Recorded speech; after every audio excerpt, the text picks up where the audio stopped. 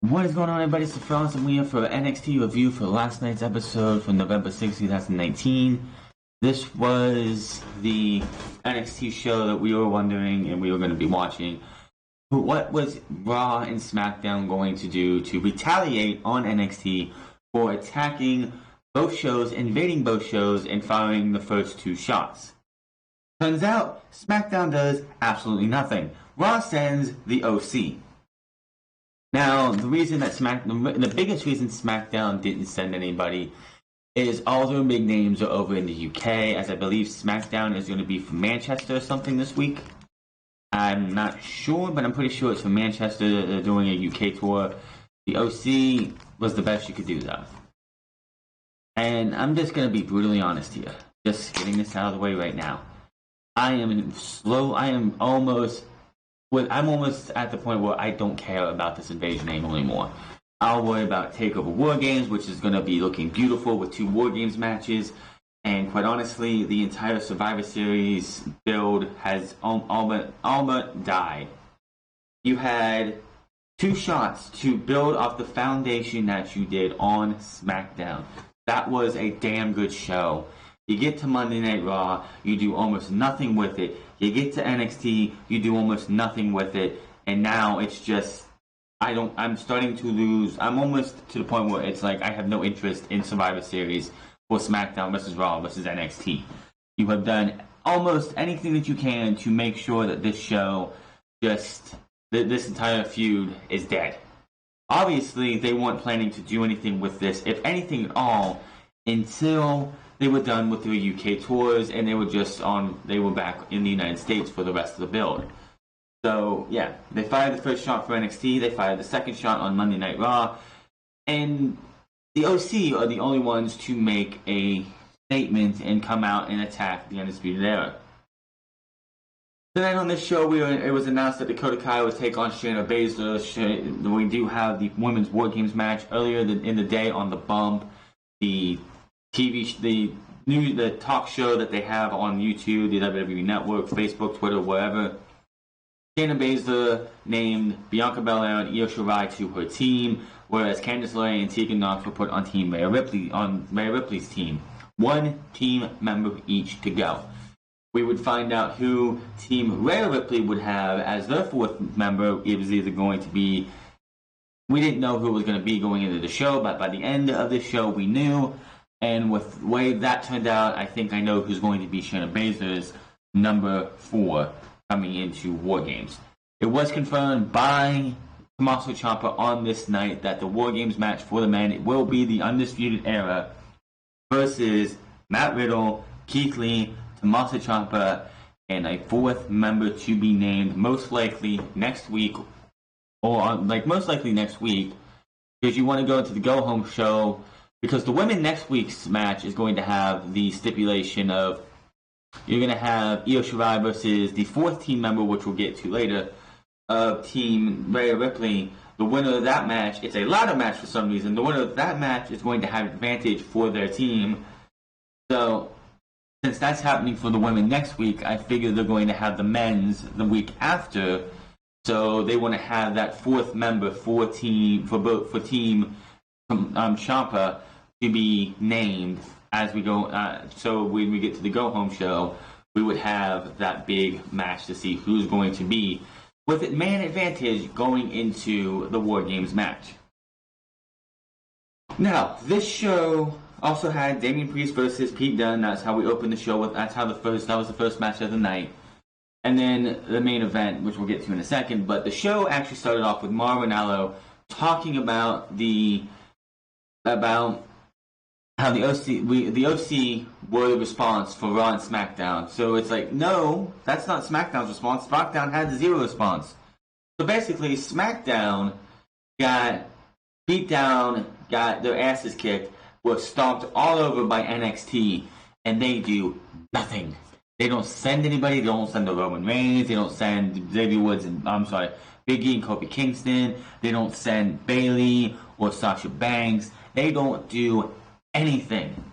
But Raw sends the OC, so at least the Raw side had balls to send somebody to NXT. I know, oh yeah, they're in the UK, I get it, but you could have held somebody back somebody or a tag team or something back, a legit tag team. I don't mean like the B team or the Colognes. I mean a legit tag team or a group of something to send to Florida for this beatdown, for this entire thing to continue. Unfortunately, with NXT, unlike Raw and SmackDown only have to build towards Survivor Series. NXT has to build towards Survivor Series and take over Wargames the night before, so that kind of hampers this entire thing as well.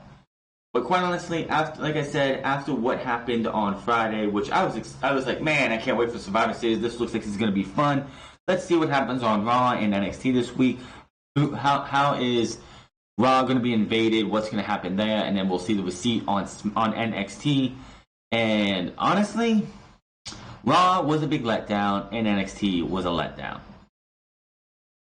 But they did have Marinella show us footage of the OC attacking the Undisputed Era earlier in the day. Now, Bobby Fish, I don't know if he had a blood pack on him or something that he had in his mouth, but Luke Gallows pushed through him into one of those a metal storage unit, and his face hit off of that, and you just see blood spatter on the metal storage unit. I don't know if that was legit, if that was like a blood pack, like I said, but Carl Anderson just looked. Bobby Fish just looked like he split up his guts. They attack a few crew members because after they show the footage, they come walking in to the arena from the crowd, which, attention to detail, and this is awesome, they came out with jeans on and t-shirts on. They weren't in no wrestling gear. They were just here to start a fight. If Vince McMahon was running this thing completely, you would have had Carl Anderson, Luke Gallows, and AJ Styles show up in their wrestling gear. That's been a big criticism of WWE when Roman Reigns was quote-unquote suspended last year for mouthing off to Vince McMahon. He came to Monday Night Raw the very next week in his wrestling gear. So, yes, great to see that the OC decided to not come in their wrestling gear, even though, of course, just like anybody else, it was probably in their their car, or however they arrived last night, because, of course, they were in the main event tonight. Fans do some dueling chants for the NXT and OC. Styles says NXT superstars attacked Raw and SmackDown for a war, so now they're bringing the war to NXT. Styles says all the top NXT stars are out of commission, so the OC is taking over NXT. And that's not just the fact, that is undisputed, so crowd boos out a little bit. They do the too sweet and go to leave the ring, but out comes Tommaso Ciampa. Fans chant for Ciampa, they chant Daddy's Home. They don't chant Ciampa, they chant Daddy's Home. Ciampa says for years he's been asked when he's going to the main roster. Well, now he wants to be the AJ Styles, Luke Gallows, Carl Anderson. I want to be the first to welcome the OC to the main roster. Ciampa says NXT has always been the show, and it just happens to be, and he pointed to himself, Daddy's Home. Fans chant more Daddy's Home chants. Ciampa says the OC can come and beat up the Undisputed Era all they want, that's fine. But he does have a problem with the OC saying they're taking over. And if you want to stand in that ring, my ring, then yes, I do have a problem. Styles says, well, to be honest, he did commend Ciampa because he said he's the only guy who had any balls to come say it to their face instead of, just attacking them from behind or staying in the back. He asked them, are we supposed to be scared, or all three of us supposed to be scared of you? Fans with a big, huge yes chant, love that. Styles admits Ciampa is the only one here, again, not big enough balls to come out and say anything. Matt Riddle, Keith Lee come to the side, from each side of the Titantron to the middle. Fans chant NXT and bro. Ciampa says it looks like they have plenty of balls as fans do various chants. Ciampa says they were prepared to face the Undisputed Era at Wargames, but tonight OC should go put their gear on and go to war. Fans chant more NXT. AJ says, let me think about that. Goes and turns back to Gallows and Anderson for a minute, then turns back around and says, you're on. So that is your main event for the night. The OC AJ Styles, Luke Gallows, and Carl Anderson all making their NXT in-ring debuts, if I am correct, in NXT. So, yeah. These guys, I mean, yeah, Luke Gallows was around back in 2012, something like that, maybe 2000. It's been a while since Luke Gallows has been there. But these guys made their debuts or returned, like Gallows made his return in 2016, but the other two made their debuts in 2016. All of them jumping past NXT. And if I'm correct, none of these guys have been in NXT yet. So this is history making for these guys. AJ Styles, Luke Gallows, and Carl Anderson making their NXT in-ring debut in the main event last night. Get Pete Dunne versus Damian Priest. This is a continuation of this feud, as I believe it was 2 weeks ago. They were in the main event. Damian Priest won with a nasty low blow as the female referee. Well, the referee was like, Hugh was distracted because Pete Dunne was pushed into the. Damian Priest, I believe, was in the corner. Pete Dunne was in the corner. Damian Priest was on him. The referee was going underneath their arms, and while that was happening, Priest would low blow him, hit the reckoning, and pin Pete Dunne. Would the Dick Kick City come back to bite Damian Priest?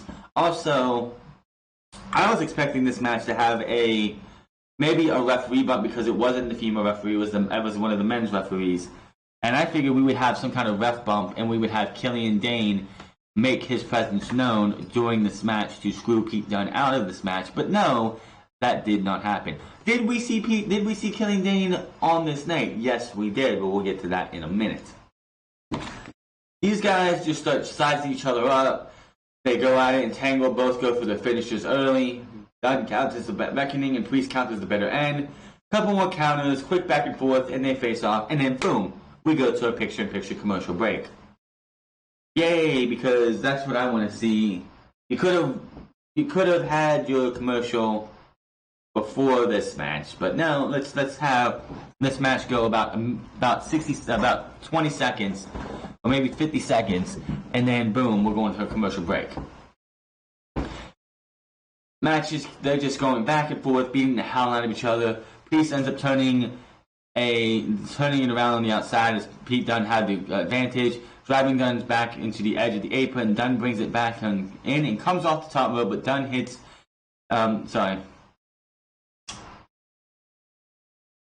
Priest brings it back to the ring, comes off the top rope, but Dunne hits the midair. Dunne with a sit-up powerbomb for a close 2 counts. Dunne with a double stomp in hand. Dunne keeps control, but has the bitter end blocked again.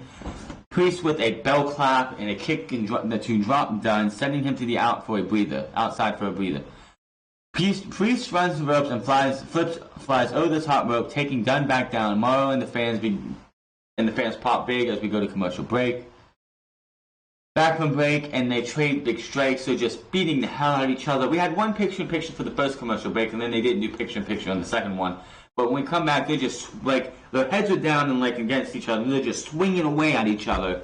Just striking and hitting everything and anything that they can. They collide with a dropkick attempt by Dunne and a big boot from Priest.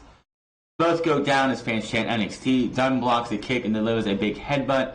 Priest comes right back and turns Dunne inside out with a clothesline. Dunne blocks another finisher, but Priest comes back and hits the crucifix bomb. Dunne still kicks out at 2 as fans go wild. Priest stands over Dunne and motions for his bow and arrow, but Dunne grabs Priest's hands and fights up as he would do. Dunne takes it to the corner by holding Priest's fingers.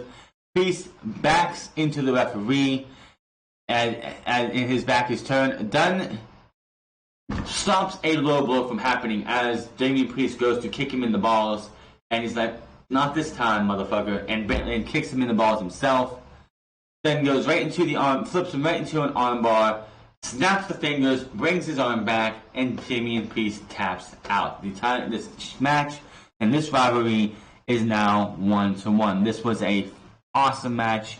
These guys work really well together, and I would say put this match, the rubber match, on Wargames, because quite honestly, we need something for Wargames. I'm sure we'll have Johnny Gargano versus Finn Balor, but honestly, I think we need to see Pete Dunne versus Damian Priest one more time. But that was not the only thing to talk about here. Dun's out there, he's celebrating, his music hits. Shrugs his shoulder over the low blow. Priest recovers and Dunn stares at him as we go to replay as we come back. And Killian Dane off the sneak attack from behind, beating him down. He has him in the corner, and he's just kicking the shit out of him, or beating the shit out of him in the corner. Damian Priest comes over and just pulls Killian Dane off. Priest is just, I want my shots in him, so it's beating the hell out of Pete Dunne as well. And you think, oh, well, maybe these two are going to join in and, go back and forth. Nope. Killian Dane goes over and looks at pulls Damian Priest off and gives him a nice big headbutt. Dane splashes Dunn in the corner and then nails a Vader bomb. Dane gets down in Dunn's face and just, he shows him the two fingers that he snapped and reminds him that this is all because of this. This is all this, like, if you didn't do this, we wouldn't have a problem. So he goes to leave, and Damian Priest foolishly didn't leave. He decided he was going to stick around and start fighting Killian Dane.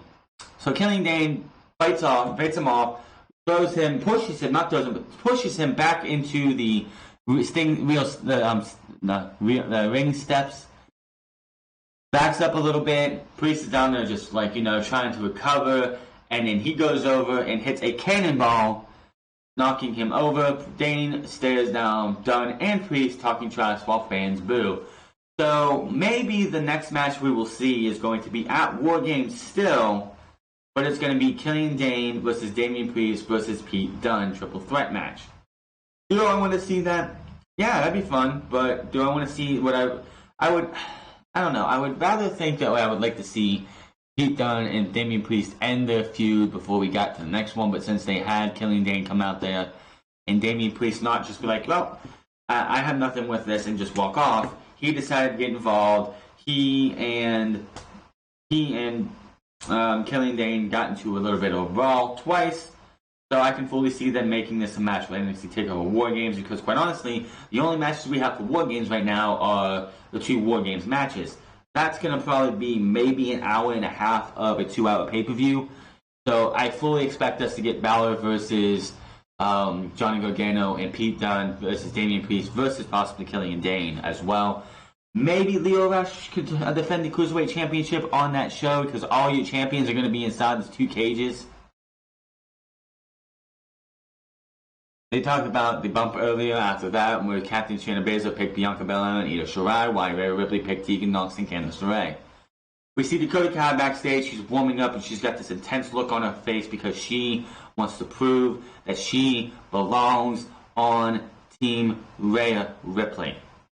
Kathy Kelly is there with her, asking about tonight's main event with tonight's match with Shayna Baszler. But the volume for some reason was off. It was fading. The volume, I don't know what was going on, but when she started asking her the question, you could hardly hear what Kathy Kelly was saying until it was halfway asked. Kai says she is not imitated by Baszler. She used to be when we've had history together. And yes, I can admit I was intimidated back then. But I'm not the same person I was then. So ever since my injury, I've come back with a new intensity and a new attitude. And I'm going to prove why I deserve to be on Rhea Ripley's Wargames team. She's going to kick Shayna Baszler's face off. And then she just goes back to warming up, and that face is just intense. She's just ready for this match and just wants to prove that she can do it. Back from break, the announcers tonight's big 6-man tag match main event. Then we go into Tainara versus Santana Garrett. I think this was Tainara's best match we have seen. This was Santana Garrett's debut on the NXT television. I believe she was in the first ever Mae Young Classic. So Santana Garrett versus Tainara. This was good, and it definitely shows that Tainara is improving on her game. Santana Garrett is just good. I think it had to do with who she was in the ring with. End of this match, Tainara takes Garrett back down and covers for a 2. Tainara talks some trash and kicks Garrett a few times while holding her down by her arm. Garrett fights back with right hands. Tainara counters with another big knee. Tainara with some judo throws and her opponent IPPONZ. I can't say the name. Tanara gets some more offense in before taking Garrett into a Rings of Saturn. That doesn't work out. They get up, and Garrett counters with a jawbreaker. More back and forth. Garrett starts to mount momentum and hits a cartwheel handspring back elbow in the corner as Beth talks about how an emotional match for Garrett this is. Garrett with some strikes and some offense, but Tanara kicks out at 2. Garrett with a handspring moonsault, but Tanara moves and stays in it. Tanara goes and hits a kick to the face for the pin and the win. Tanara stands tall. They did, during this entire match, talk about how Shayna Baszler and Rhea Ripley had their eyes on this match to maybe possibly give one of these women that final spot in the Wargames match. And I'm thinking, no. I'm pretty sure Rhea Ripley is going to be watching more of the Tegan Nox and Shayna Baszler match over this match. I'm just saying. We get a video package for Tony Nese, then we see Shayna Baszler warming up with Jessamine Duke and Marina Shafir. Back to commercial, back from break, and we get a quick promo for Angel Garza. That hit the non-title triple threat Raw Tag Team versus SmackDown Tag Team versus NXT Tag Team Championship match at the pay-per-view Survivor Series, plus Beth Phoenix versus Beth hypes the Raw Women's Championship versus SmackDown Women's Champion versus NXT Women's Champion at Survivor Series as well. Then we go straight into Shayna Baszler versus Dakota Kai. Now, this was a good match. This was probably, I think, one of the better matches these two have had against each other. Yes, Shayna Baszler honestly, in my opinion, Shayna Baszler owes a lot to Dakota Kai, because Dakota Kai was one of the first people that when Shayna Baszler was done with the Millennium Classic and became part of NXT, this was like one of the first matches that Shayna Baszler had, and Dakota Kai sold everything that Shayna Baszler did to her. All the brutal things, like how bad she messed up Dakota Kai's arm.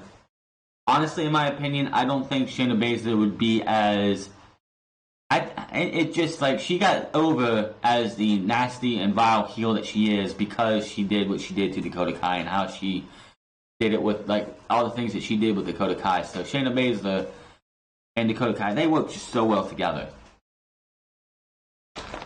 Dakota Kai just beating, like, trying her best to get through this match. She wants to beat she so badly wants to beat Shayna Baszler. 1, to get on that Wargames team, and 2, because it's just something that's probably been a thorn in her side since their first match, where, of course, Shayna Baszler wrecked the hell. And that was the first time we saw her stomp on somebody's arm and literally looked like she dislocated Dakota Kai's arm.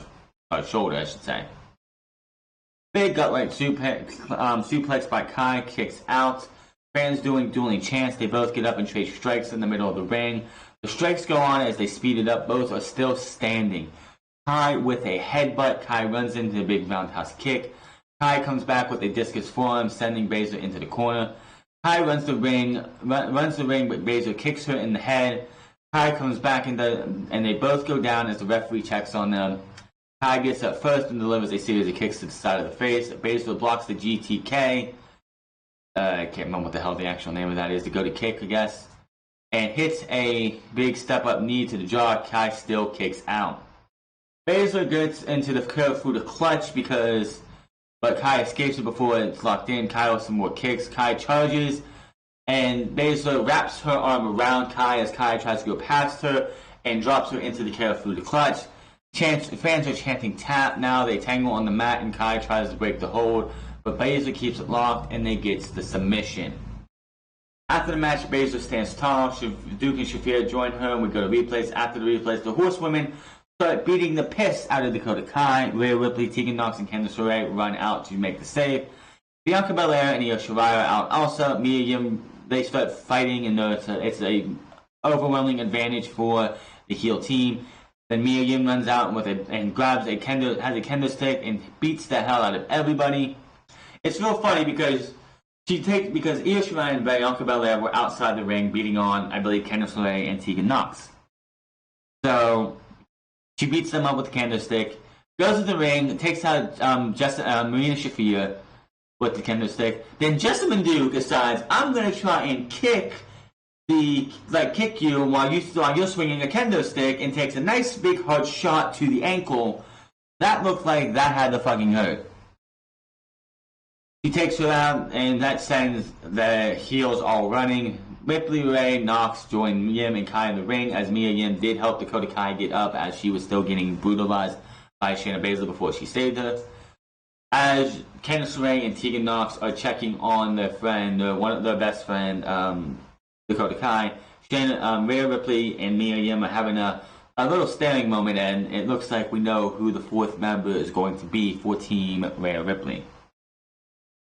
Kathy Taylor is with Tommaso Ciampa, Keith Lee, and Matt Riddle. She was asked about tonight in Wargames. Ciampa says, "One thing at a time, and the Undisputed Era will know about Wargames when it's time." Regarding the OC, Ciampa says he and the others left the door wide open for them. Tony Nese and Angel Garza. This, I guess, was for an opportunity for the Cruiserweight Championship. And fans chant for Garza as the bell rings. The winner of this will be the challenge. It is the number one contenders match. Lio Rush is your champion, and that will be for next week. I'm still wondering why this isn't going to... I know they still have this fictitious war going on, but I still don't get why you don't just have this match set for Wargames. We're going to have... This will be if they don't put Lio Rush's title on the line, or any of the UK titles on the line, this will be the first takeover ever to not have one, like, to at least have a title match on it, as the men's titles are all in the men's Wargame match, and the women's championship is in the women's Wargame match. Unless you put Asuka and Kairi Sane down on this takeover as well, I don't see what the hell you're going to do for a title match. It's just going to be so weird to see no titles being defended. Good back and forth match here. They trade strikes while getting on their feet. The big strikes continue in the middle of the ring. More back and forth between the two. Garza with a sit-down powerbomb for a close 2 count. Garza goes to the top, but it forced to land on his feet. Garza with a back kick to the face. Garza follows up with a wing clipper for the 1, 2, 3, and he is your new number 1 contender. He's up on the... And so, good match here. Tony Nese looks awesome. 205 Live, which is going to be from Full Sail Arena this Friday, was actually taped before this show. So if you're wanting to see some good cruiserweight action, I'm hoping this is what they do from now on, is it's going to be taped. If they want to put it on Fridays, fine, do it on Fridays for the tape, for the showing. But if you want to have some good wrestling for the shows, for the 205 Live, you better put it on in the Full Sail Arena every single week. After the match, Garza stands tall. We go to replays, we go to the stage, and he looks out at the crowd. Out comes Cruiserweight Champion Lio Rush. He's saying, "I like it a lot, and I'm looking forward to it," as he has his hands extended to shake his hand. Garza looks like he has his hand out too, like he's going to shake, and then just slaps Lio Rush. Now, if this was Monday Night Raw, if this was Friday Night SmackDown, that slap would have led to Lio Rush dropping his title, running after Angel Garza, and we having a nice little fight until the referee breaks it up. Here, he just has to hold his chin and just has a smile on his face. It's like, okay, I know this is serious. This guy means business. So that was how we got that. The match, Garza versus Rush, will be next week and for the Cruiserweight Championship. Kathy Kelly is backstage with Rhea Ripley, Mia Yim, Tegan Knox, Dakota Kai, and Candice LeRae. Rhea Ripley is asked about who a fourth team match member will be. She's like, did you see what happened out there? That was complete anarchy. I like it. My fourth team member is Mia Yim. As she's saying Mia Yim's name, you can see Dakota Kai behind her look absolutely devastated. She looked absolutely devastated because she wants to be in this Wargames match. She has worked so hard. She has been one of the women until her injury who's been not in the championship picture, I should say, like right below it, keeping the mid card of the women's division steady. And she knows that she has been helpful in getting that Wargames match to happen, and the fact that she's going to miss out on it is obviously devastating for Mia Yim. I mean Dakota Kai, my bad. Dakota Kai. Of course, Mia Yim was ecstatic about becoming the fourth member of Team Rhea Ripley, which honestly, but the fact that it's only 4 and not 5, because yes, I believe there have been Wargames matches where it's been 5-on-5. I could be wrong, but I'm pretty sure there have been. So, I have a feeling, because Mia Yim's ecstatic, she says, "I've been fighting all my life, and at Wargames, they're collecting bodies. Rhea looks back at Dakota and says, "Sorry, Dakota, you just didn't make the cut." Dakota Kai says something we can't hear. But Ripley says that we can't hear, and she walks off. Ripley says this is her team, and we go to commercial break. So, this is what's great about doing this the next day, is because I can go a little bit of what happened after the show. Because if I was watching NXT, I'd be recording this right after the show was off the air, and I would miss out on something as this little nugget.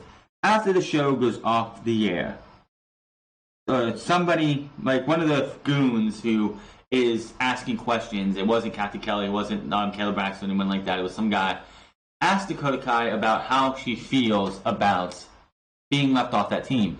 He told this guy she wanted to be in that double cage. She wanted to be part of Wargames. So, Shayna Baszler has not named her final team member yet. Yes, on the bump on yesterday, Shayna Baszler named 3 women and said Dakota Kai would be a waste of a pick. Next week on the program, it's going to be Io Shirai versus Mia Yim. Ladder match, for whatever reason, maybe just to do what I think is going to happen.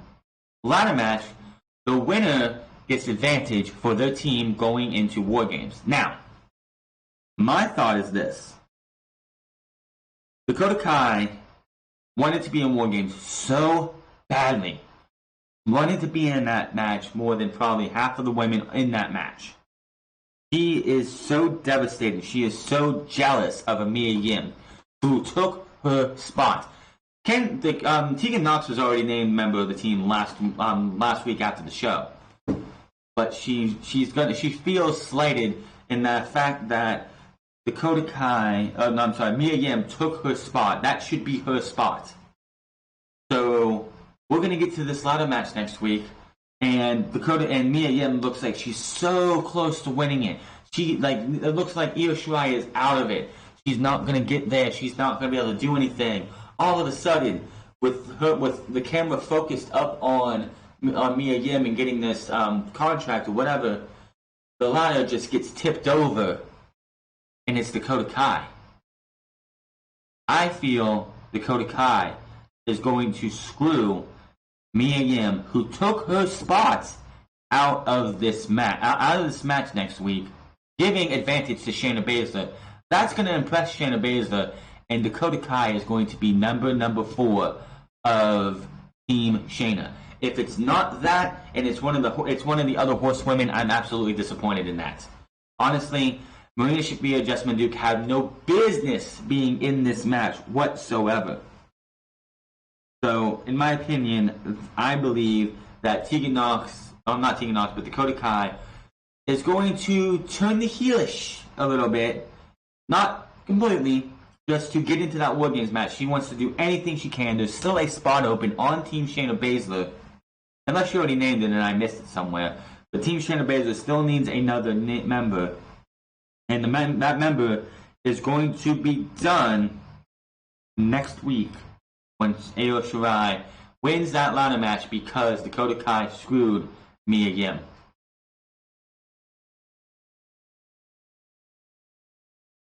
It was confirmed that the second Wargames match will happen in the Undisputed Era versus Tommaso Ciampa, Keith Lee, Matt Riddle, and a mystery partner to be revealed. It's going to be a swerve, as it's going to be eventually named Johnny Gargano, but as Johnny Gargano comes out, he's going to be attacked by the one and only Finn Balor, setting up a match between those two at NXT TakeOver Wargames. And then it's going to be turned out to be the Velveteen Dream. Isaiah Swerve Scott versus Dominik Dijakovic. This was fucking awesome. They got something in Isaiah Scott. Isaiah Swerve Scott is just fucking guy. He's good. He is awesome. This guy is going to be something. Like, I could see this guy challenging for both the men's singles titles in the next 12 months. I could see him being a North American champion. Maybe next year, about this time, he could be challenging for the NXT championship. This guy has got whatever the hell they want from these guys. He and Dijakovic tore the house down. This was fucking awesome. Now, I mentioned Scott being a former Evolve champion as fans try to rally him. Dijakovic gets his first and top strike. Dijakovic keeps looking in Scott's face, laughing back at him. Scott counters with a big modified Hurricanrana. Scott goes up and hits a double stomp from the top to the apron. Scott runs the ropes and turns Dijakovic inside out with a big lariat, discus lariat, I believe. Scott covers for a 2. Scott blocks a big shot and hits another house call. More back and forth. Dominic, I don't know what the hell Scott was going for, but Dijakovic was down on his knees, and Scott looked like he was trying to do a backflip over Dijakovic's back. Dijakovic catches him, puts him into the Feast Your Eyes, hits the Feast Your Eyes, 1, 2, 3, and Dominic Dijakovic barely escapes as they escort Scott in what was an awesome match. Back for break, and we get the quick promo from the Forgotten Sons, Steve Cutler, Wesley Blake, and Jackson Ryker. They are the Savages of NXT and will be forgotten no more. I'm sorry, Forgotten Sons.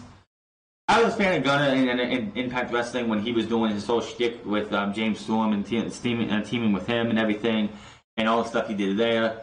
He has done nothing as Jackson Ryker. Wesley Blake has been there, done that, where he was a member of a tag team or a group with him, Buddy Murphy and Alexa Bliss. Buddy Murphy and Alexa Bliss have gone on to bigger and better things, better than anything Wesley Blake has done. Steve Cutler, who the hell is Steve Cutler?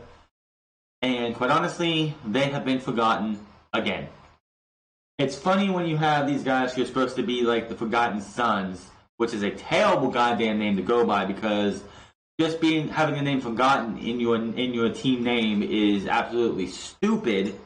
Because, oh, who's those? Oh, the Forgotten Sons? Oh, I forgot who they were. I forgot they were even employed. When they came out a couple months ago and the fans were chanting, "We forgot you," that's not a good thing. Io Shirai and Mia Yim in the ladder match has been announced for next week with the Wargames order of entry on the line.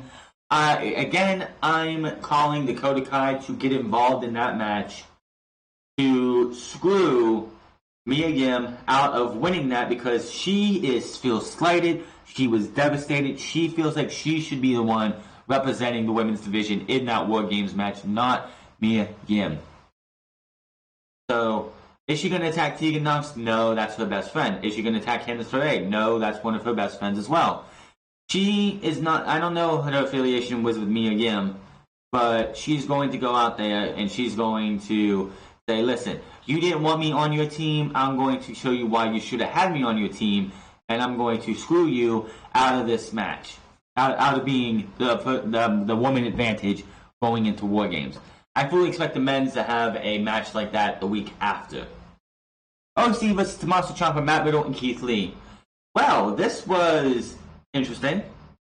First, again, the OC making their NXT debuts.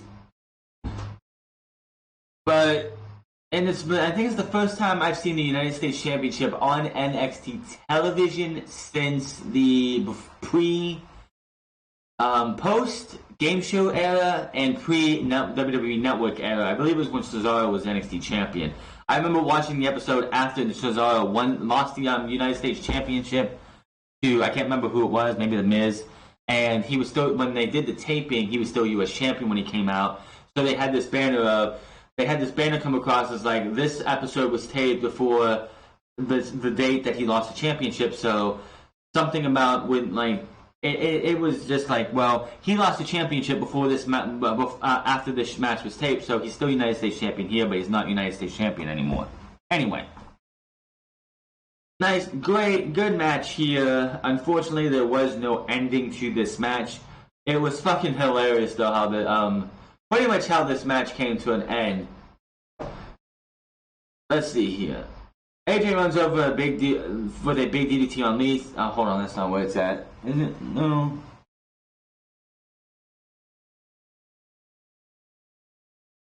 All I know is that Keith Lee gets into the match and he's battling with AJ Styles. AJ Styles goes to bounce off the rope. Keith Lee bounces off the other rope and hits a pounce onto AJ Styles, knocking AJ Styles into the referee, and the referee is dead for the rest of the episode. So you had a big brawl here, a big brawl there. And it came down to Tommaso Ciampa, who was not the legal man in this match. It was actually Matt Riddle towards the end of this match. Matt Riddle was the legal man at the end of this. However, he does a flip over the top rope, taking out Keith Lee and the quote-unquote best tag team in the world, which you know that WWE did that because you have the Young Bucks on AEW saying they're the best tag team in the world. So it's like, oh, no, our guys are the best tag team in the world because they have a trophy saying so. Participation trophy, people, come on. Anyway, so Matt Riddle, AJ Styles, and Tommaso Ciampa are battling in the ring. Looks like we're going to get the fairy tale ending onto AJ Styles from Tommaso Ciampa. When Finn Balor's music hits, he hits a Bloody Sunday. They said the 1916, but that's not the 1916. The 1916, which was what Corey Graves called it in WWE, was what he did look like he was going to do the Scorpion Death Drop, but lifted them up and dropped them down. He did the same move he did to Johnny Gargano onto Matt Riddle, which was originally called the Bloody Sunday. Anyway, after he does that, before he did the Bloody Sunday, AJ Styles ended up hitting a Pele, got out of the Angels' wings or fairy tale ending, hit a Pele kick, and then of course the Bloody Sunday happened. AJ has a smile on his face, does the too sweet, and then of course Finn Balor does the finger guns to AJ Styles. AJ quickly goes back over to Tommaso Ciampa, calls for the Styles Clash, goes to get the Styles Clash and get Tommaso Ciampa into the Styles Clash, has him up on his shoulders for the Styles Clash. When all of a sudden, Adam Cole, with a little bit of tape on, a little bit of a bandage on his face, comes in and super kicks AJ Styles, sending him out of the ring. But that's not all for Adam Cole because he would hit the last shot on Tommaso Ciampa. And afterwards he stares down at Finn Balor, says some things to him while Finn Balor smiles and nods. And that was how NXT went off the air. No, we did not have a finish to a 6-man tag match. But something happened on Raw, SmackDown, and NXT within the last week. Whether it's Raw, whether it's SmackDown, whether it's NXT, Adam Cole was the man standing tall in all of them. So NXT was over, honestly, in my opinion, and I'm just going to be honest. NXT, the best you could do for an NXT and a Raw and SmackDown invasion on NXT was the OC. That was it. No Roman, no Fiend, no Woods, I keep saying Woods, but Xavier and Big E, no Miz, no Bayley, Sasha Banks, none of that stuff. No Nikki Cross, nothing. You gave us, again, my interest in this is just getting, it's like, I was hyped all weekend to see what they did on Raw, and then that majorly dropped my interest. And then this slowly and slowly and slowly is dropping my interest even more. I'm more ready for Wargames and hyped for Wargames than I am than I am Survivor Series. I'm going to be hyped for Wargames because it's fucking NXT TakeOver Wargames. I fully expect some kind of invasion from Raw and SmackDown at TakeOver Wargames because, hell, everybody's going to be in the area. Everyone's going to be at the hotels or whatever, watching the show, maybe backstage or something. I fully expect, not the War Games matches themselves, because that would be stupid, but I fully expect the whatever matches, maybe the Gargano maybe the Gargano match with Finn Balor, if that match happens, maybe that match will see the Raw and SmackDown contingents come out and attack. Maybe the if they do Pete Dunne versus Damian Priest versus Killian Dane, maybe that match will have something happen because that's going to be a no DQ match because it's a triple threat match. All I know is we're going to see some kind of invasion from Raw and SmackDown at TakeOver Wargames. I do not doubt it any bit.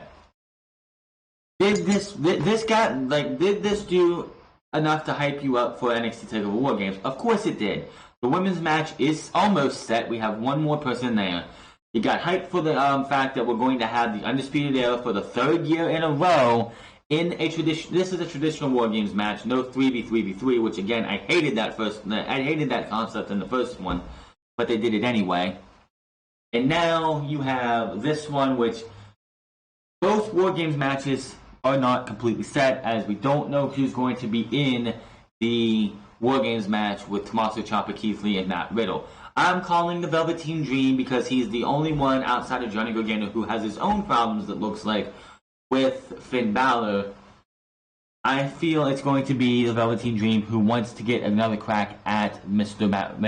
Roderick Strong, and that will be a hell of a Wargames match. Just having Keith Lee and Matt Riddle inside the cage, because Matt Riddle is a former UFC fighter, and Keith Lee just is going to be, he's going to fill the role of what Killian Dane did in the first ever Wargames match.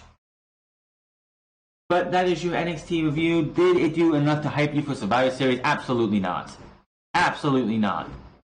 It actually made me not want to see Survivor Series even more in the fact, and it makes me like wish that they wouldn't associate NXT with Survivor Series. They have their own thing the night before called NXT TakeOver War Games.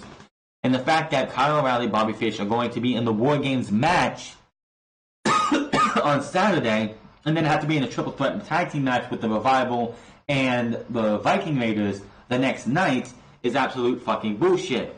The fact that Shayna Baszler is going to be in the War Games match on Saturday night and then has to be in a triple threat match against Bayley and Becky Lynch on Sunday is fucking bullshit.